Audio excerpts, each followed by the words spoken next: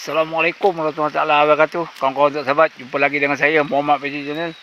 Hari ni saya mancing lagi lah kawan-kawan. Baru saya baling tadi 3 pancing tu. Saya dah baling-baling lah. Hujan turun kawan-kawan. Hujan lebat lah tu ha. Hujan pula turun. Alamak. Kena tunggu sekejap lah kawan-kawan . Hari ni saya mancing seorang je. Kawan-kawan saya semua tak mancing. Itu hari dia mancing. Dah 3 hari sini, 3 hari 4 hari tak ada yang dapat.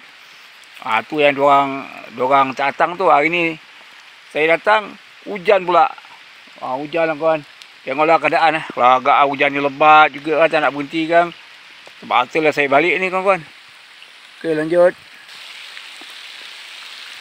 Nampaknya hujan lebat lah kawan-kawan. Ikan pun tak dapat main air lah.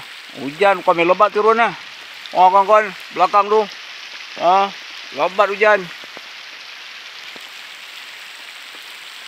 Toman tak nampak main air lah. Saya macam Toman ni hari. Saya tak macam lampam.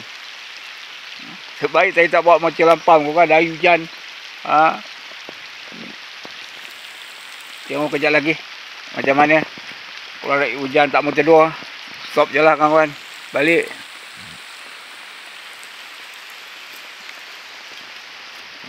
Lebat lah kawan. Nampaknya bertambah lebat lagi. Ikan tak nampak lagi main air lah. Sebab dah kena hujan tu. Dah tak nampak lah. Kalau dia main air pun tak nampak. Kenalah balik kawan-kawan . Tunggu hari lain besok ke kan. Saya baru lagi datang ni. Setengah jam lah. Tengok dia dah balik dengan hujan pula. Okey lah kawan-kawan. Sekian saja konten saya. Jumpa lagi konten yang lain. Assalamualaikum warahmatullahi wabarakatuh.